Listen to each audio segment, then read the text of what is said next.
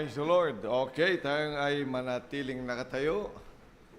Buksan natin ang salita ng Diyos para mapaglaro na tayo. Ayan. Finals pa naman ngayon. Okay. Kaya panalangin niyo po ako.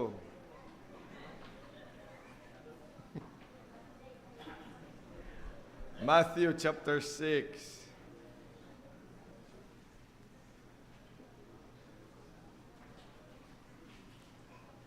Matthew chapter 6. Verse 19 and 20. Basahin natin. Ready? Go. Lay not up for yourselves treasures upon earth, where moth and rust doth corrupt, and where thieves break through and steal. But lay up for yourselves treasures in heaven, where neither moth nor rust doth corrupt, and where thieves do not break through nor steal. Pumunta tayo po sa 1 Corinthians chapter number 15. 1 Corinthians chapter 15. At babasahin po natin yung pinakahuling talata, verse number 58. And let's put them together and let us understand tonight bakit nga ba na whatever we do, whatever time we spend, whatever talent we share, and whatever treasure we invest in the church, bakit nga ba sinasabi natin that we are, laying up treasures in heaven? At bakit ho hindi vanity yung atin pong ginagawa sa simbahan? Amen. Ang sabi ng verse number 58, therefore, my beloved brethren, be steadfast, unmovable, always abounding in the work of the Lord, for as much as you know that your labor is not in vain in the Lord. Again, ito naman ay wika o salita ni Apostle Paul sa isang simbahan, local, independent, Bible-believing Baptist Church in Corinth. Yan po ang sabi niyan, my brethren, my beloved brethren, that we be steadfast, be unmovable, and that we always abound in the work. Because the church is the work. Another term for church is work, not play. Church is not a building, but it's a work. And in fact, it is a divine work. Yung gawain ng Diyos, it's a divine service. Kaya nga, service. Pupunta tayo sa gawain ng Diyos. Pupunta ako sa church, gawain yan ng Panginoon. Amen. So this is the work that I hope we understand that the church is a work. Amen. So pag sinabi natin, I will go to church, then we go to work. Amen. I am a member of the church, then you are a member of a working force. Amen. Because you are in divine service. Divine service is work. Amen. Service, kaya napapagod talaga pag napunta na simbahan. Kaya pag ikaw ay walang kapaguran, hindi ka napapagod pag pumunta ka ng simbahan, isang ka nagpunta. Yes, you must be in the work of God. Amen. Kaya yan na lang ginagawa ng iba. Magsabi ng malakas na amen. It's a work. Pagod na pagod yan pagkatapos.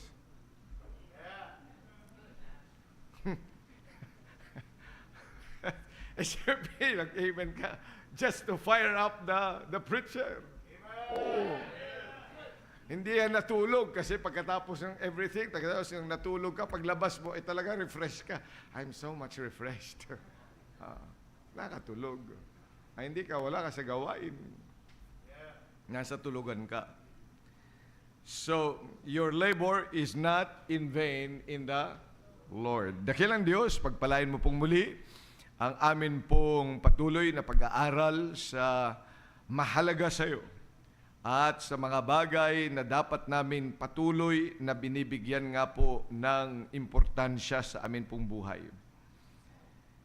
Na kung meron man pong mawawala sa amin, ay hindi nga po ang inyong gawain. Na kung meron man po, Panginoong Diyos, na manlalamig sa amin, ay hindi manlalamig sa inyong gawain, manlamig na kami sa iba. But not in your work, but not laying up ourselves, for ourselves, treasures in heaven. Kaya nga po, tulungan niyo ang bawat isa sa amin, Panginoon. In fact, pag iniisip po namin ang inyong pangako that you are preparing a place for us in heaven, that you are not just sitting down in your throne tonight, but preparing a place for us.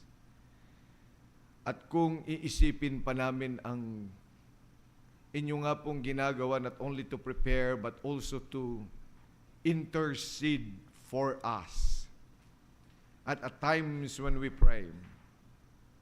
And when you advocate for us at a time when we fail.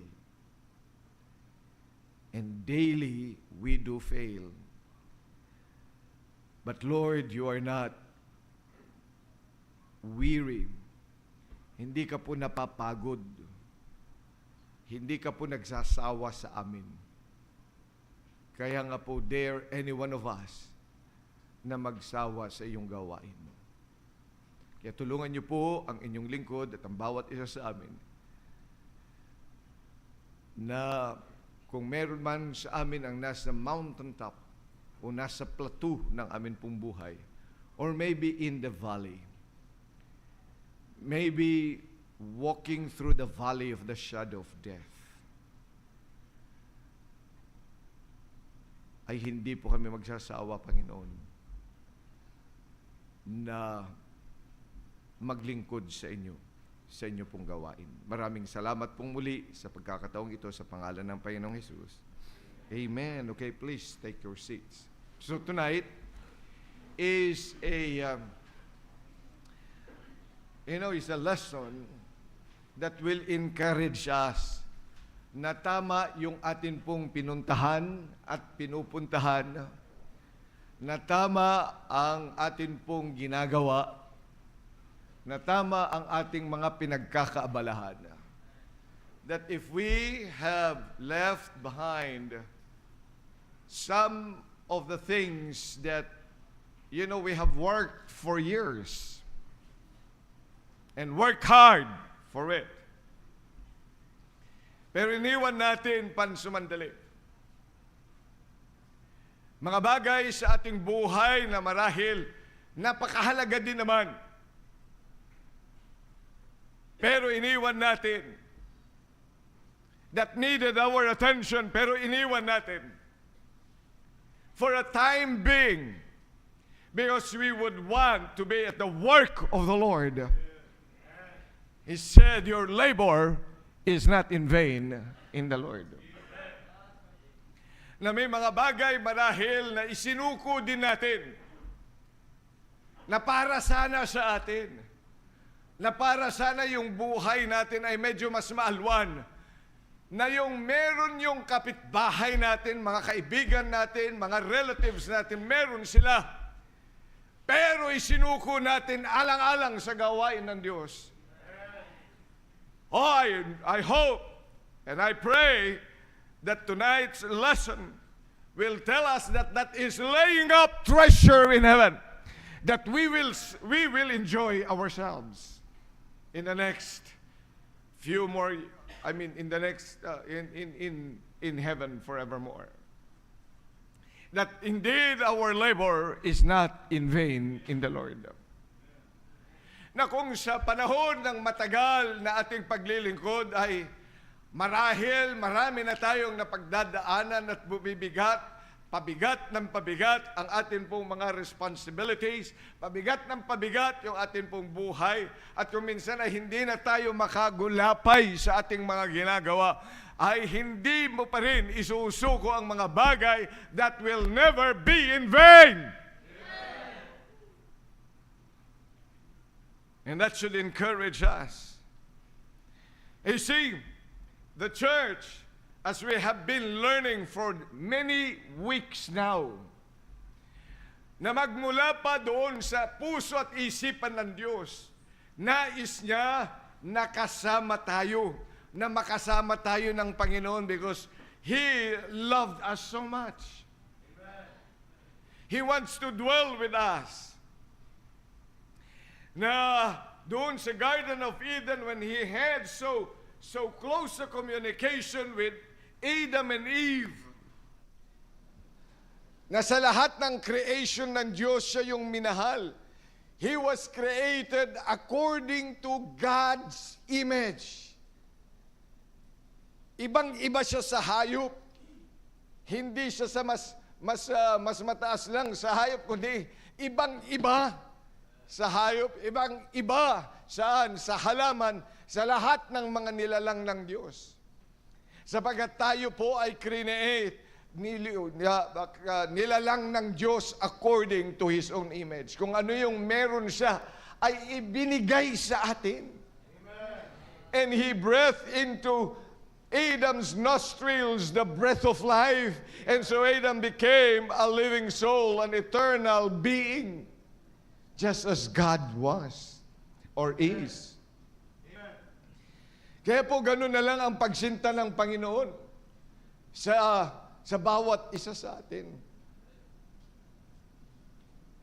But then, alam natin yung ating kasalanan, tigas kasi ng ulo. We want to explore things, life, apart from God, at lumayo ang tao. But nonetheless, alam ng Diyos na kung wala siya, wala rin namang saysay yung buhay. Amen. Basura din naman, masusunog din lang naman ang buhay ng isang nilalang na wala ang Diyos. God knows that. You know why? Because He made you and me. Na sa totoo lang, God will always be God and He will be sufficient for Himself. And He can be happy by Himself. Pero nakikita niya na yung nilalang niya ay napawalay sa Kanya. Alam niya, masisira lang tayo. Kaya gumawa ang paraan ng Diyos para muli, siya mismo, God living in heaven, so high above, has to reach down to fallen creatures like us. Ang layo ng Diyos. Dapat tayo ang lumapit sa Kanya dahil tayo nangangailangan. Pero siya, sa kanyang kapangyarihan, sa kanyang exalted nature, He came down for you and for me. Why? Because He wants to dwell with us. And we need the dwelling of God in our lives. Kailangan natin ang Diyos. Dangan lang kasi kung minsan tayo, akala natin, hindi natin kailangan ng Panginoon. Kasi sapat na ikaw ay makatulog, sapat na ikaw ay bumangon, maglagalag, magtrabaho, kumain. Ano ba? Even without considering your relationship with God. Pero basura ang buhay na ganyan, kapatid. Basura yan. Sirang-sira ang buhay na wala ang Diyos. God is not a make-believe. Hindi siya yung nandito lang sa isip. God is real. Buhay ang Diyos.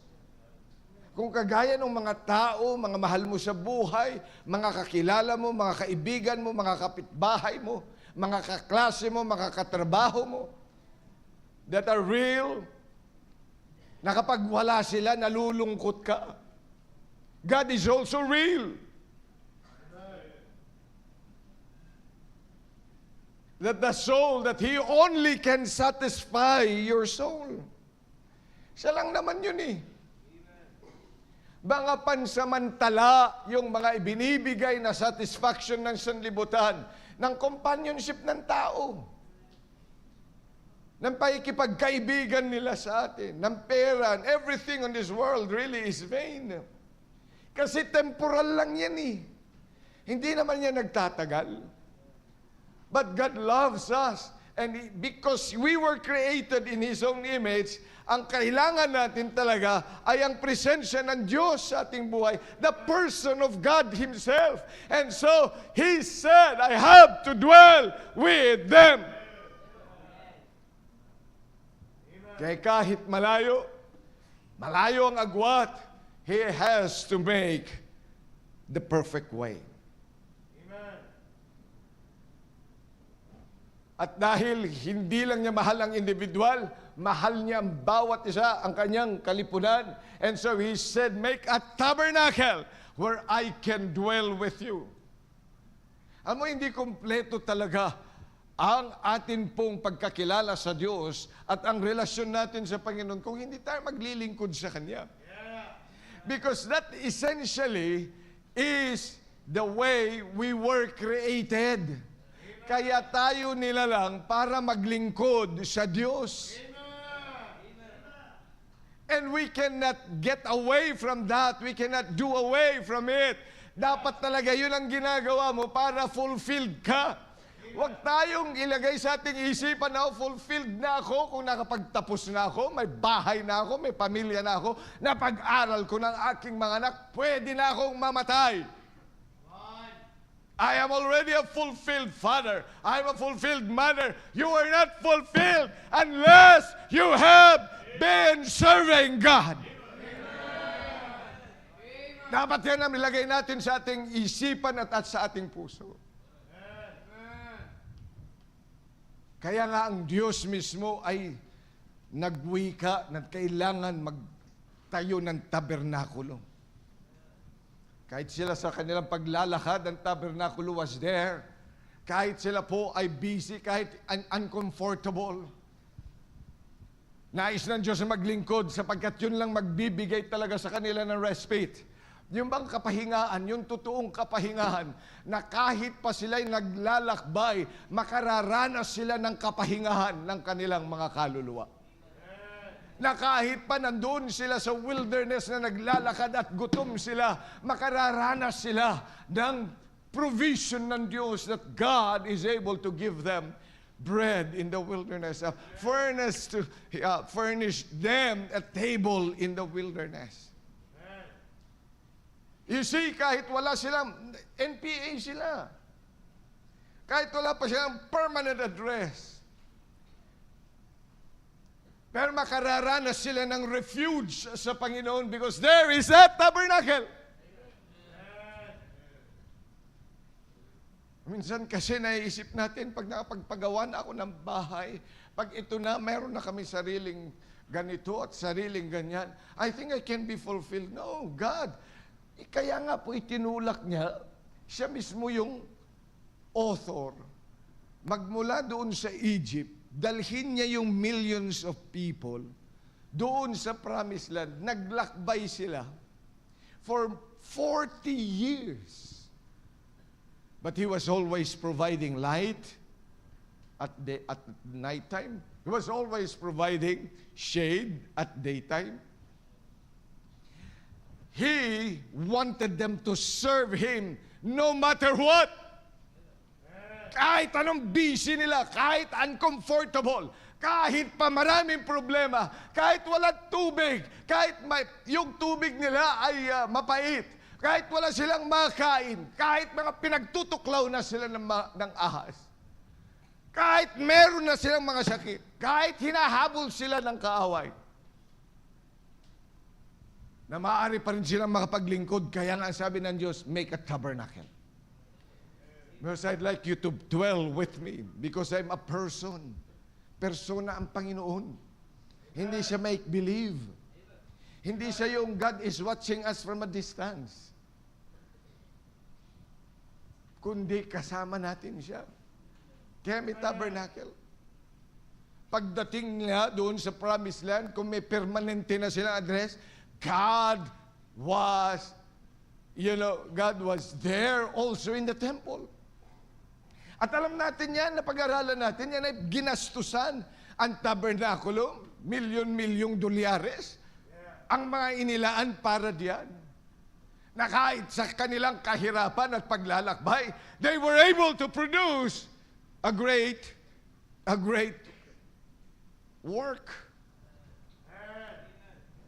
Pagdating nila doon sa promised land, ganun din. Silver, gold, lahat ng mga mamahaling mga bagay ay nandoon sa templo where they can serve God freely.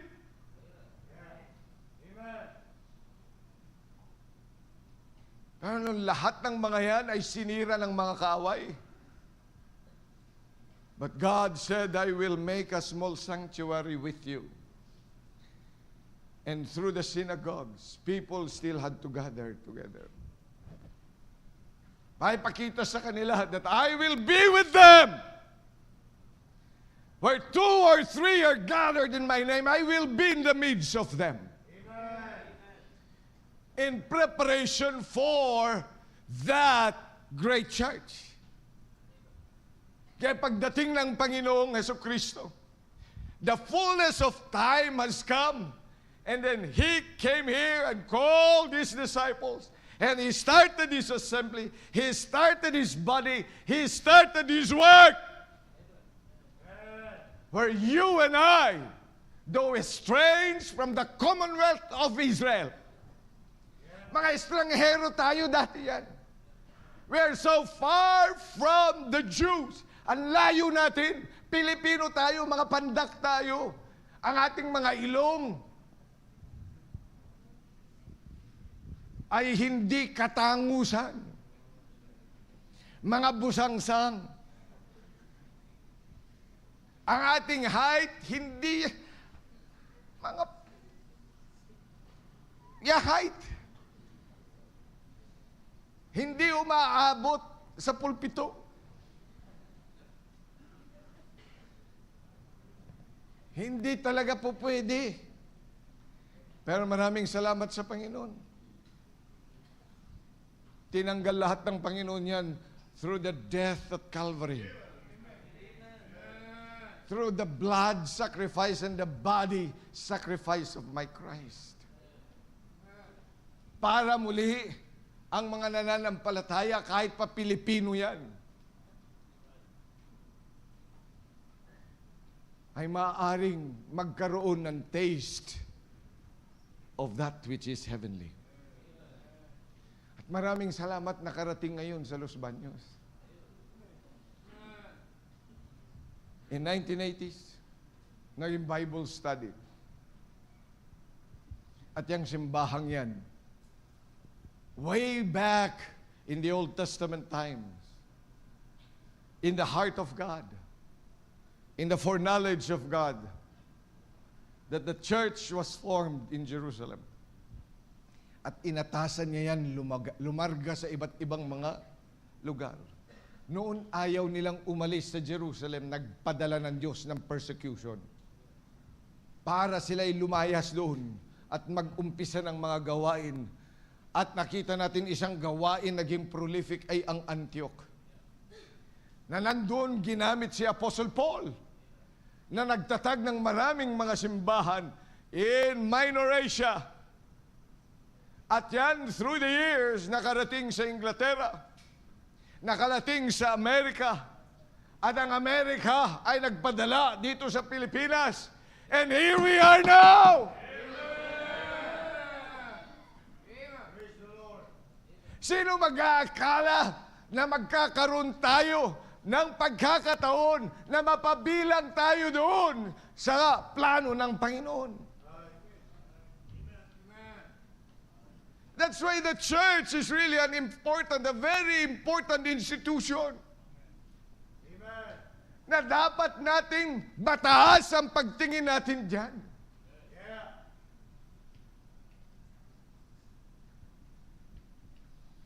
Kaya ito pong mga binabasa natin, lay up for yourselves treasures in heaven.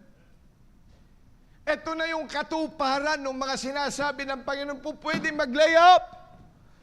Amen. Hindi lang mamaya. But treasures that is in heaven. Amen. At yung atin pong mga ginagawa, yung ating mga sakripisyo,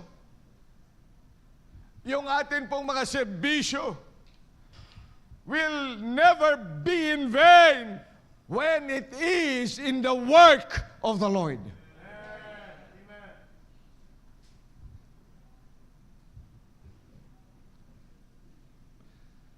You know, that's why we should understand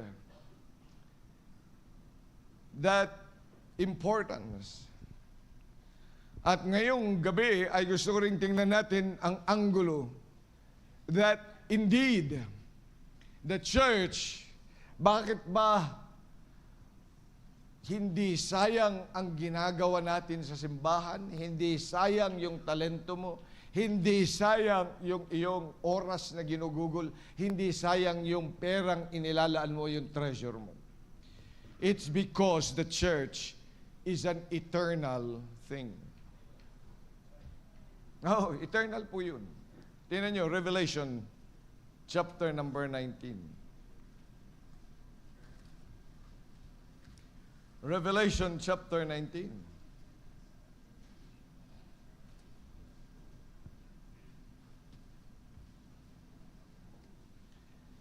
Revelation chapter 19.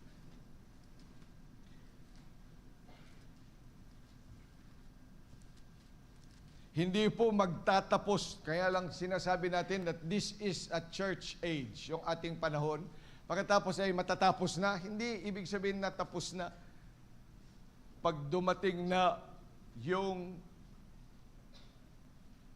rapture, pag dumating na yung pagdating ng Panginoon, ay matatapos na rin yung church. The age lang yan. Ano lang yan, mga salita na hindi ibig sabihin, pag tapos na yung church age, ngayon ay church age, pagkatapos nito ay eternity na. No? So ibig sabihin, wala na ba yung church? Hindi meron pa rin. Andyan pa rin. Revelation chapter 19, in verse number 7, 8 and 9. Basahin po natin. Ready, go. Let us be glad and rejoice and give honor to him, for the marriage of the Lamb is come, and his wife hath made herself ready. And to her was granted that she should be arrayed in the fine linen, clean and white, for the fine linen is the righteousness of saints. And he saith unto me, Right, blessed are they which are called unto the marriage supper of the Lamb. And he saith unto me, These are the true sayings. See, these are the true sayings of God. There is such a thing as marriage supper of the Lamb. So may marriage, may pakakasalan ng Lamb. Alam natin na ang Lamb is Jesus Christ. The Lamb that was slain, the Lamb that takes away the sin of the world, is Jesus Himself. And He said that He has a bride. May bride siya. May kasal ba namang walang bride? Siguro sa Tuesday pwede yun.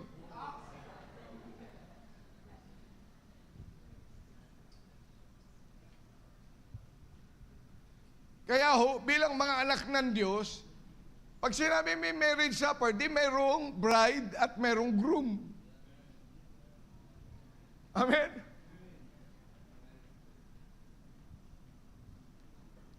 Very clear po dito sa salita ng Diyos that there is indeed that bride Tingnan nyo sa Revelation 21.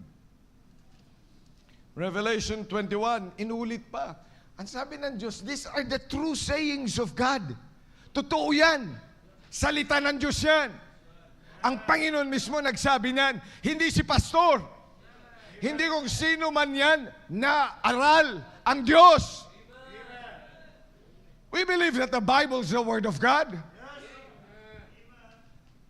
Ano sabi niyan? Sa verse number 2. And sabi, and I, John, saw the holy city, New Jerusalem, coming down from God, out of heaven, prepared as a bride adorned for her husband. There is that. You see, there is a bride. Kasi may husband, alangan naman.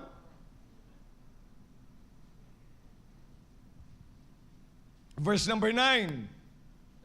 And there came unto the one of the seven angels which had the seven vials full of the seven last plagues, and talked with me, saying, Come hither, I will show thee the bride, the Lamb's wife. So may bride ang ating Panginoon.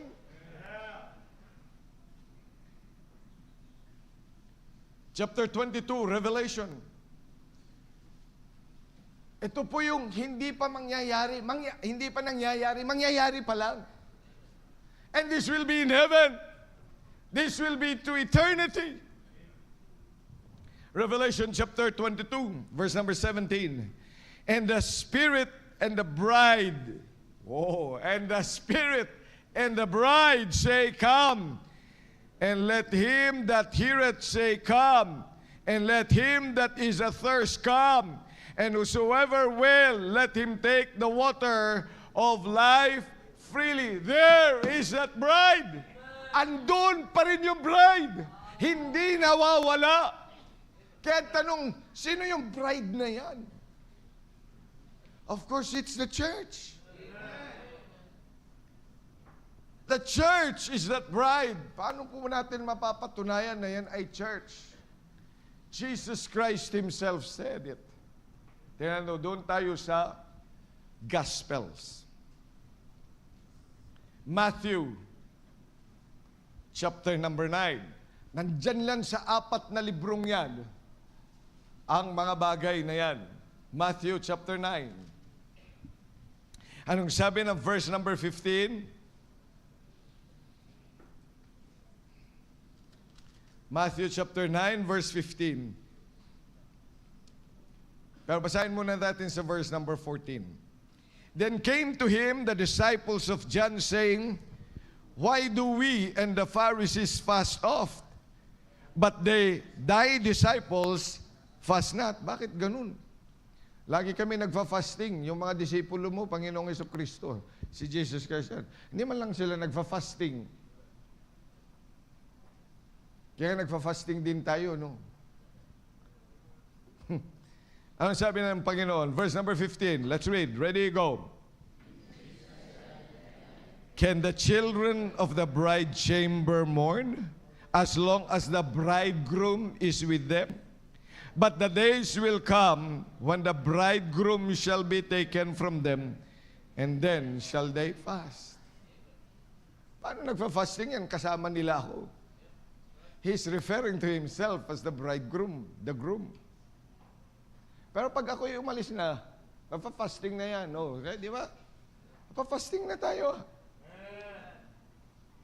Kaya pala tayo nagpa-fasting. Nakikifasting ka.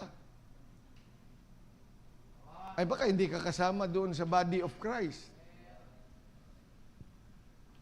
Nagpa-fasting tayo niyan. So there is a bride. There is a bride. And that bride is the church. Yes, He is the bridegroom. Amen. Ang sabi niyan, pag na-miss mo sa Matthew, meron pa sa Luke, sa Mark. Mark chapter number 2. Mark chapter 2.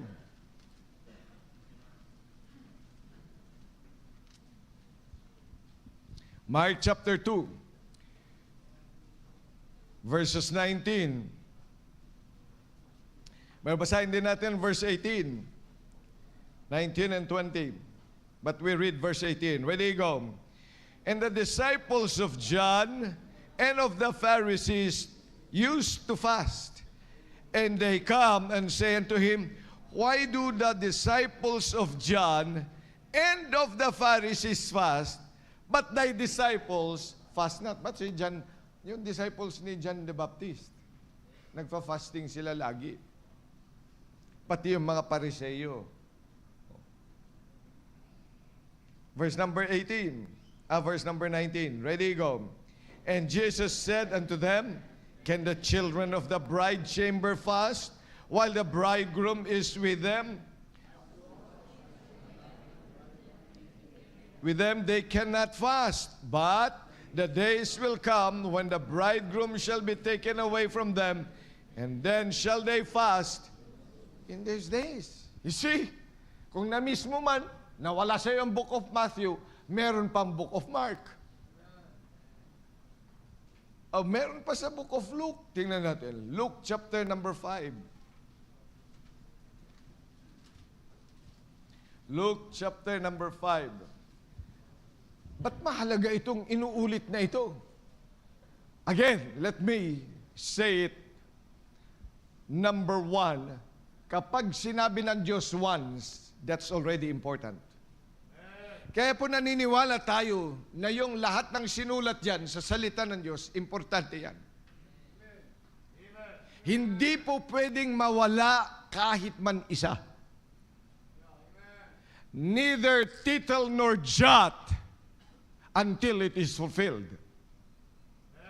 Hindi pwede. Hindi rin pwedeng magdagdag o kaya magbawas na salita ng Diyos. Ibig sabihin, lahat ng natala, importante. Maging yung mga period and mga kama, hindi pwedeng mawala. Pag inulit na yan ng Diyos, hindi ibig sabihin, doble na ang importansya niyan. Nakadalawa na tayo. Ito'y pangatlo na. Sa Luke, ano sabi? Sa verses 34 and 35. Let's read all together. Ready? Go. And he said unto them, Can you make the children of the bride chamber fast while the bridegroom is with them? But the days will come when the bridegroom shall be taken away from them, and then shall they fast in those days. You see again, here is a mention of the bride and the bridegroom. Kaya mahalaga talaga yun. This is already third time. It's triply important.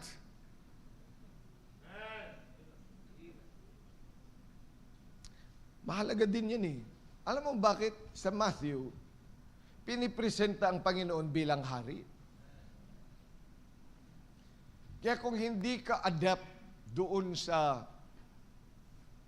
royalty lineage, hindi ka masyadong aral doon, hindi mo masyadong magigets yan. Pero yung mga aral talaga yan sa kingship, naintindihan na nila na napakahalaga that there is a bride of Christ. The book of Mark was written presenting Jesus as a servant. So hindi ma-appreciate ng mga royalty, pero ma-appreciate ng mga servant.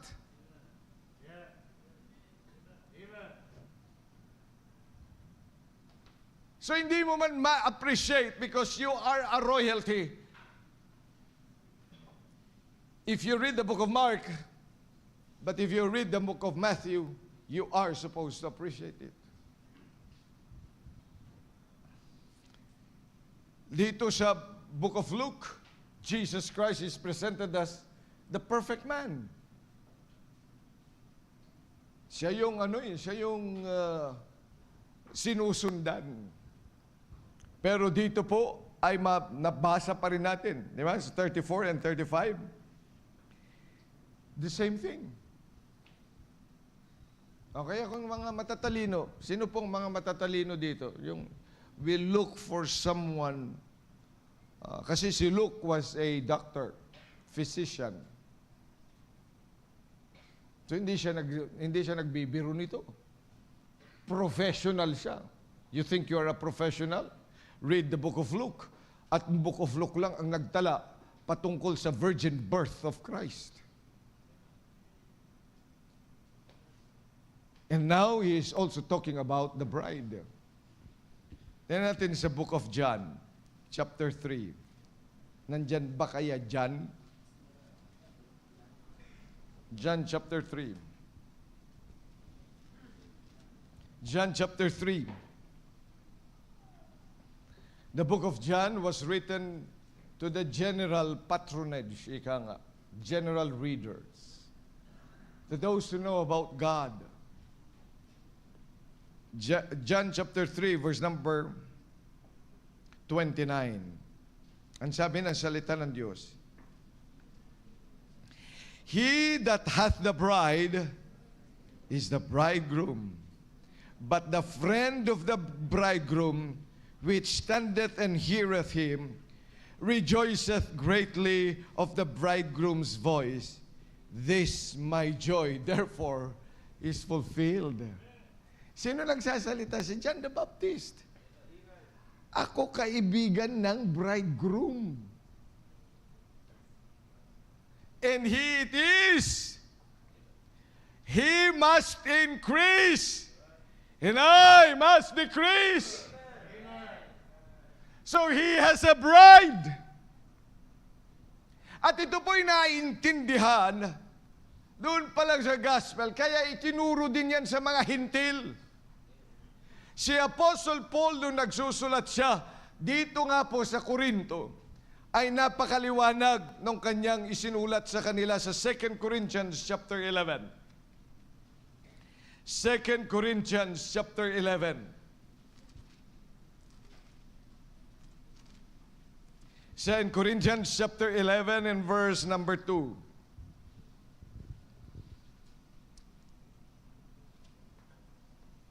Anong sabi ng salita ng Diyos? For I am jealous over you with godly jealousy, for I have espoused you to one husband, that I may present you as a chaste virgin to. You see, it's clearer. Para naintindihan itong mga Korintong ito, ang mga karnal na mga mananampalataya, as Jesus, God, through Apostle Paul, he said, I am jealous over you with godly jealousy, for I have espoused you. Ang tawag natin dyan, yan ay nakalaan na kayo. Kumbaga, engaged na kayo. Na ikakasal na lang kayo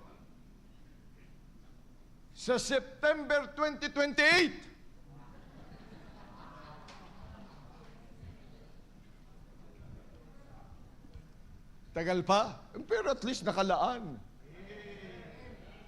O kaya, nakalaan na kayo, pero hindi ko kailan kung kailan yun mangyayari kasi nga wala pang date.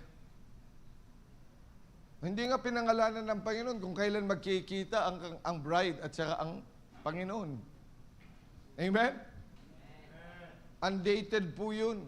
Yung pagtatagpo ng simbahan at ang Panginoon. Parang ganun din sa mangyayari sa September. Undated. September what? Ne, pero pera biro, mga kapatid. Ano sabi ng Panginoon? Yan yun, naka-espouse na ang simbahan. So he was talking to the Corinthian church. Local po yun. Gaya din ng Los Baños that we are espoused to Christ. Kaya kung ikay lukulukong miyembro, mag-ayos-ayos ka na. Because you are espoused to Christ. Kung ikaw ay yung miyembro na hindi naglalaan ng oras, panakanaka ka lang, maglagay ng oras para sa gawain ng Diyos, magbago-bago ka na. Dahil sabi ni Apostle Paul that you are espoused to Christ because I would like to present to you as a chaste virgin to Christ. That's what we are. That is what the church is. Kaya kung wala ka pa ring alam hanggang ngayon, dapat magdagdag ka ng kaalaman mo sa salita ng Diyos. Kaya tayo nag-aaral. Kung wala ka pang ginagawang tama para sa Panginoon, na mag-soul winning, na magbigay ng salita ng Diyos sa iba't mag-invite, ang sabi ng Panginoon, magbago ka na rin. Do something else for God.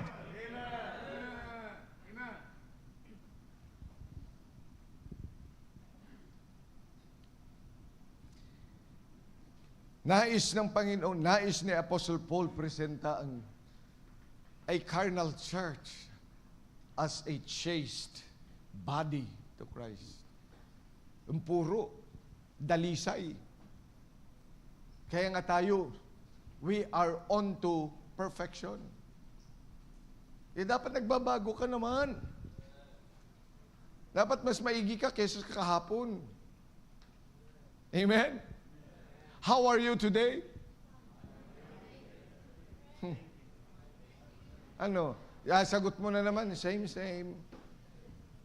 Ano, backslider ka pa rin? Ano, malamig ka pa rin? Ay, dapat nagbabago ka. How are you today? I'm late. Ano yan? I'm late na naman? Biro mo, hanggang ngayon, tagal mo na miyembro, late ka pa rin? Andiyan ka lang kanina, late ka pa rin?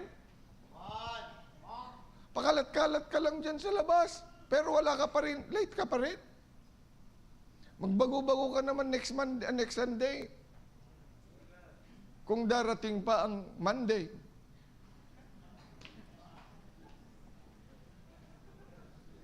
Kaya dapat mag-ayos-ayos ka na, amen? Bakit kami naghihintay pa sa... Alam mo, lahat tayo ay mayroong mga weaknesses. Binibigyan lang tayo ng pagkakataon ng Panginoon para mag-ayos. Totoo naman, marami tayong kamalian. May mali ka kahapon, di ba? Kanina nga, may mali ka na naman eh. Dadagdagan mo pa bang kamalian mo? Hindi, ayusin mo na.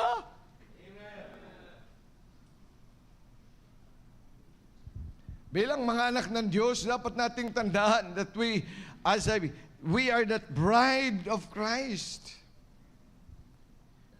Tignan nyo din sa Romans chapter number 7. Nandun din pala yan. Sa Romans chapter 7. Verse number 4. Basahin po natin. Wherefore, my brethren, ye also are become dead to the law by the body of Christ, that you should be married to another, even to him who is raised from the dead, that we should bring forth what? Fruit unto God. Kasi andun na naman yung salitang married. Andun na naman yung salita that there is such a thing as a union, as a bride. Kaya po yung simbahan is really the bride of Christ. Kaya po ang simbahan, ayan po ay nakalaan para sa Panginoon. Hindi para sa pastor, hindi para sa may mayaman doon o kaya sa matalino diyan, hindi doon sa may itsura, kundi para sa Panginoon. Yan ang simbahan. At yan, ikaw ay kabilang. Are you saved? Have you been baptized? Are you a member of this church?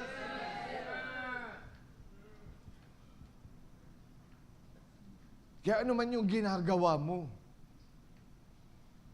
You know, Jesus himself said, the apostles also taught, the book of Revelation shows us that it is indeed an eternal one. Because it is the bride of Christ.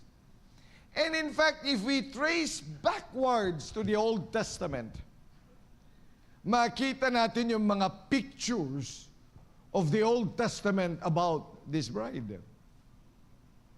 Kaya nga doon sa Book of Song of Solomon, di ba? Ang Song of Solomon, sabi nila, yung mga ginagamit natin dito, namang Song of Solomon, kaya mga young people, ginagamit niya. Song of Solomon chapter 7, meron ako nakikita yan noon eh. Nagamit ko na rin yan noon, pero hindi pala dapat yun. No? Sabi ng isang young people noon, nung mabasted yata, many waters cannot quench love. Neither can the floods drown it.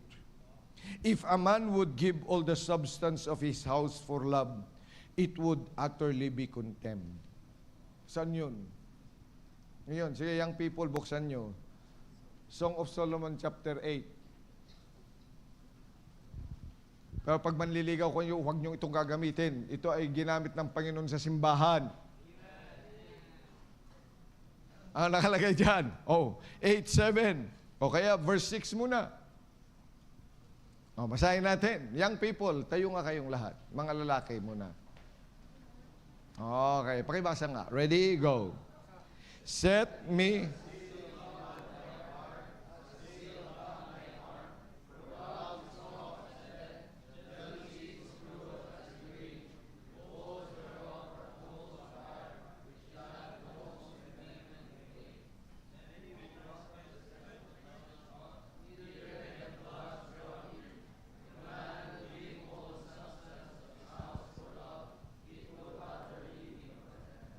Amen. Okay, thank you. Kaganda, no? Take your seats. Pero yan po ay sinabi ng Panginoon sa kanyang bride. Sino ang bride niya? The church. Kaya nga pagdating mo dun sa Ephesians, di ba? Husbands, love your wives, even as Christ loved His church, that He gave Himself for it. Kaya makinig tayo, no? And ito na yung mensahe. Ito na po yung mensahe. Makinig tayo. Kumusta ang relasyon mo sa simbahan? Kumusta yung oras na ibinibigay mo para sa simbahan? Kumusta yung talento mo na binibigay? May binibigay ka bang talento? May binibigay ka ba talagang oras para sa simbahan?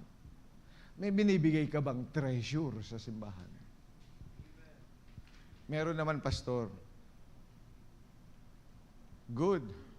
Pero sabi ng Panginoon, huwag mong tipirin. Huwag kang magtipid. Huwag mong tipirin yung oras mo. Hindi pa tapos mag-pray, nakapagsaing ka na. Nag-uumpisa na ang Sunday school, nasa kung saan ka pa.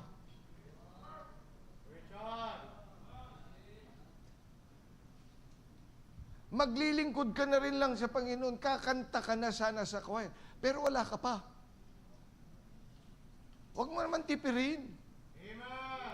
Tumutugtog ka sana ng unang awitin.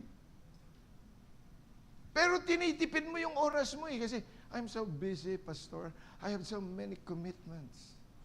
Wow. Dagdagan mo pang oras mo. Amen. Magsa-soul winning ka, magjo-joyride lang. Nag-joyride ka na rin lang, nagkwentuhan na kayo doon sa loob ng sasakyang aircon. Abay, dami-damihan mo naman ang kausapin pagdating doon sa area. Amen? Minsan ka na nga lang mag-soul win. Sa church, Thursday na nga lang ang ating soul winning. Ay, wala ka akong ginagawa ng Thursday afternoon, Thursday night. Silent night. Nag-overtime ka? Ay, di mag-soul winning. Pwede man magtanong saan tayo ngayon. Doon na lang ako, nakakatuwa nga ako. Minsan nakikita ko yung mga chat. Hahabol na lang po ako diyan. Saan po tayo ngayon? But that's a good thing. Kasi manggagaling pa doon sa ibang mga lugar. Pero magso-soul winning. And I like to see more. Na mag-spend ng time for soul winning. Pastor, I cannot go there, but I can win souls here. Praise the Lord!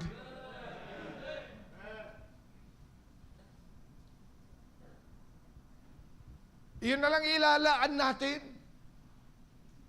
Sabbath class. Ganon din, Saturday, follow-up, visitation, soul winning. Dagdagan mo naman ang oras mo para sa gawain ng Diyos, yung talento mo. Gumastos ka naman para sa gawain ng Diyos. Huwag lang tipid. Pero tingnan mo kung makapag-load ka. Sobra-sobra. Mayroon pang muwa. Pinayayaman natin ang lahat, pero hindi natin mapayaman ang gawain ng Diyos. Bilang mga anak ng Panginoon, sabi lang, alam niyo kung bakit nagtatagal yung mga ginagawa natin? Bakit our labor will not be in vain? Kasi ginawa natin yan sa simbahan. Amen. Dahil ang simbahan, hindi yan matatapos dito. Makikita pa natin sa sangkalangitan. Amen. Kaya yung oras na ginugol mo, naubos yata yung youth mo dito. Matanda ka na nung nakapag-asawa ka. Sana noong hindi pa ay nakapag-asawa ka na bago ka pumunta. Bago ka wala. Sana nakapag-asawa ako noong 21 pa ako kung ako ay naligtas kasi ako ay 15 years old. Ay ngayon 40 na, tsaka lang ako, here comes the bride. Ano ba yung kantang yan? Wait, ano yan? Sometimes we wait. Mga sometimes we wait pang yan na nalalaman. Oh. Nasayang yata yung mga oras ko doon. Nasayang yata, wala yata akong future. Sino may sabi sa'yo? The future, tomorrow, the future is ahead of us. Tama, tomorrow may never come, but the future always lies ahead. Dahil ginawa natin yan sa simbahan. Kaya kung ano man yung ginagawa mo na sa Panginoon, dagdagan. Ang oras mong ginugugol sa Panginoon, dagdagan. Ang ibinibigay mong pera sa Panginoon, dagdagan.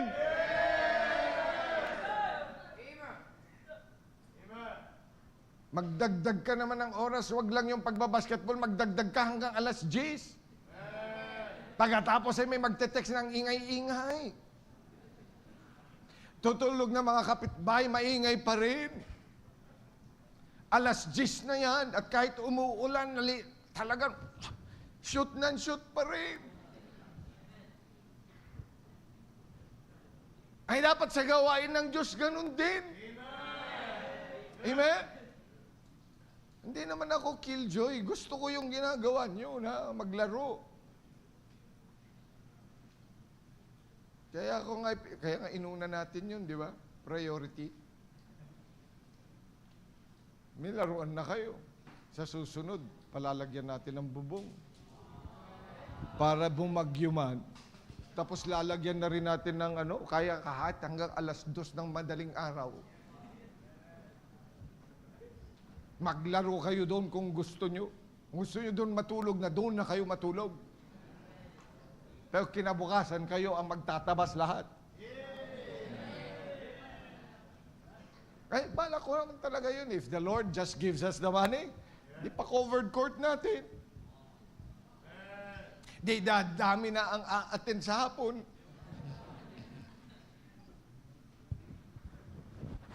Papaliga ako. Oh. Ay, ano, wala namang problema doon. Pero bago magliga, magmimisa muna ako.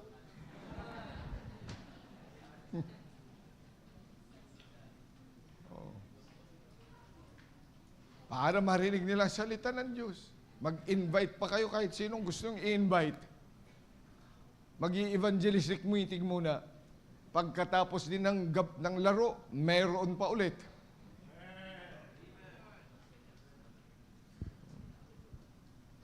Walang problema yan. Pero dagdagan mo naman ng oras mo para sa Panginoon. Dagdagan mo yung talento mo. Dami-dami mong binibigay na talento at oras sa labas. Dito, your labor will not be in vain. Kaya mga kapatid, huwag tayo manghinawa. Amen? Kung minsan dumaraan ng walang bunga, okay lang yun. Just keep on going. Because our labor is not in vain in the Lord. Let's all stand up, please. Muli po, dakilang Diyos, maraming salamat sa pagkakataon pinagkaloob mo po sa amin. Thank you for the great truth from your word about the church that you have given us. Binigyan mo po kami ng pribilehyo, ng pagkakataon para mapabilang sa inyong banal na gawain. Kaya nga po hinihiling ko ng bawat isa sa amin that we can give the best shot of our lives here. Pangunahan mo po ang invitation sa pangalan ng Panginoong Hesus.